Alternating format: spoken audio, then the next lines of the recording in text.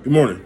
My name is Eric Bradley, and I'm currently a teaching candidate at Grand Canyon University enrolled in the SBD 590 course. Today we're going to be doing a mock introduction IEP meeting where I'm going to go over some of the key points of an IEP meeting to include the introduction and some of the things that occur during the meeting and the people that are there.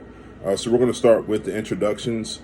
First, we have the parents, Jesse Baker, the father, Lottie Baker, the mother, the special education teacher, myself, Mr. Bradley, general education teacher, Mrs. Lowry, local education representative, LEA, Mrs. Flood, the assistant principal. We have the student that's present here today, Frank Coleman.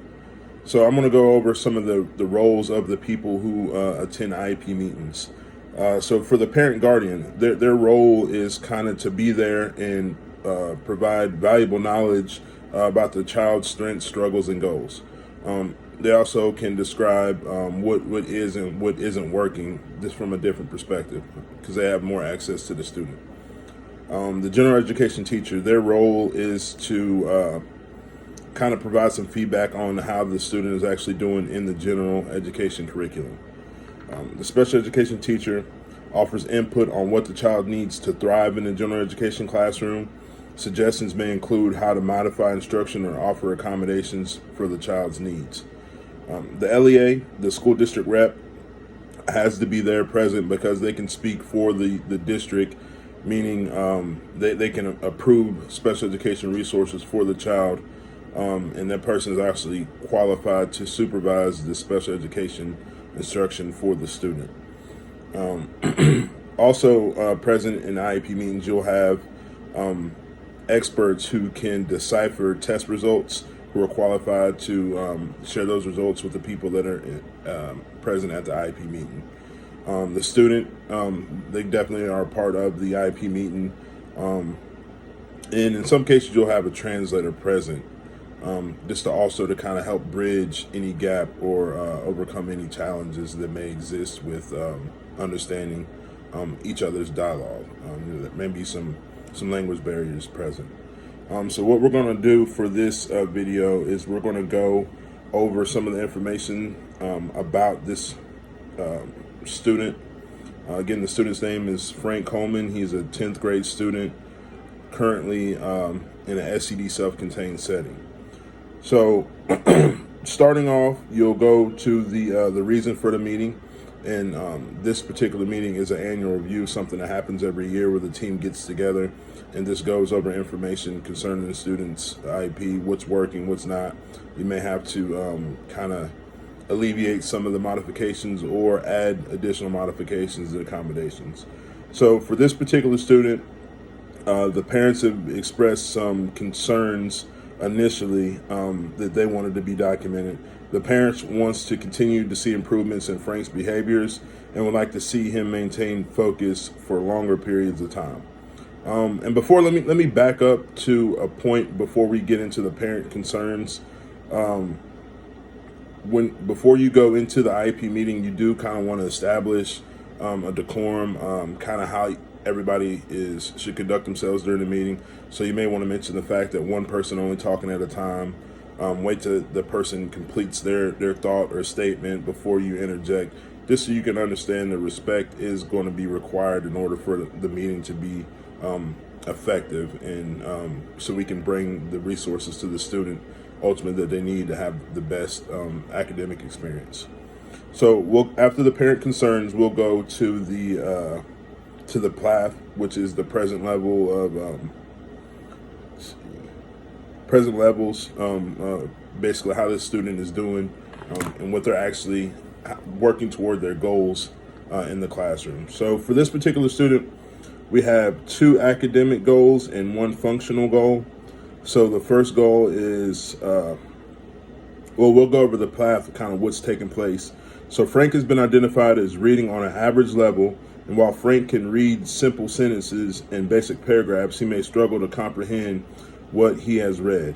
Based on informal teacher observations and student work samples, he needs to focus on his reading and answer related questions to assist with summarizing. He also needs to sound out unfamiliar words and practice retaining information. Frank's difficulty in comprehending what he has read may greatly impede his ability to access the general curriculum. So the IEP team created a goal to address kind of some of the challenges that he's facing in that area. So the goal is Frank will review text to locate information, clarifying meaning by skimming, scanning, reading carefully, and using other reading strategies with 75% accuracy in 4 out of 5 trials. So the next goal is functional, to where we're trying to kind of address a behavior or, just some tendencies that he does that present challenges academically. So while Frank often exhibits self-regulating behaviors, he has had episodes where he has become agitated, verbally abusive, and threatening. During these episodes, Frank may eventually calm himself down when left alone, although he may persist in his irritation towards whatever he has identified as the stressor. Frank needs to better manage his behavior to learn to resolve issues without outbursts or stress. Frank will continue to benefit from behavioral supports to gain success in general education setting. So the goal that the IEP team created to address that challenge is, given a situation Frank finds stressful, Frank will use self-calming strategies and seek support from staff to avoid verbal outbursts and uncontrolled disruptive behaviors in classroom settings in 4 out of 5 trials. So the last goal that the IEP team created to assist Frank is another academic goal. Based on teacher observations, Frank continues to procrastinate when it comes to completing his classwork assignments. He may give a variety of excuses for his behaviors, problems with his personal electronic devices not working, complaints of illness, frustration from the amount of work, or interpersonal issues. Frank needs to manage his classroom time in order to complete his assignments. Frank will continue to benefit from behavioral support to gain success in general education setting. So the IEP team created the following goal to address the above academic concern.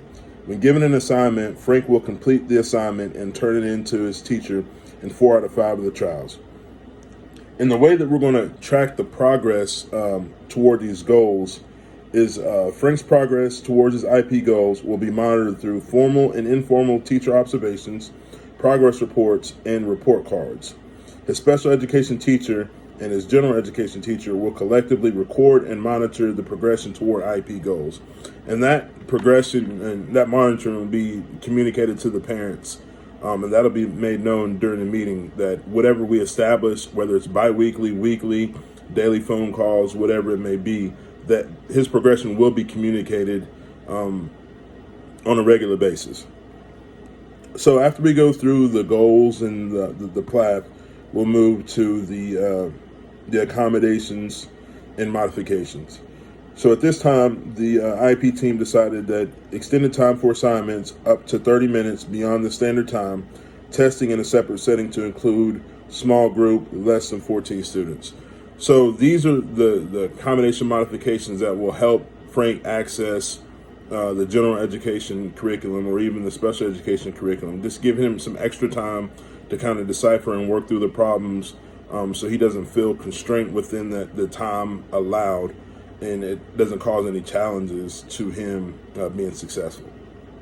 And also putting him in a smaller setting with less than 14 students would also kind of take away any type of distractions and just help him to focus more. So after you discuss the modifications, you would move to discussing the least restrictive environment.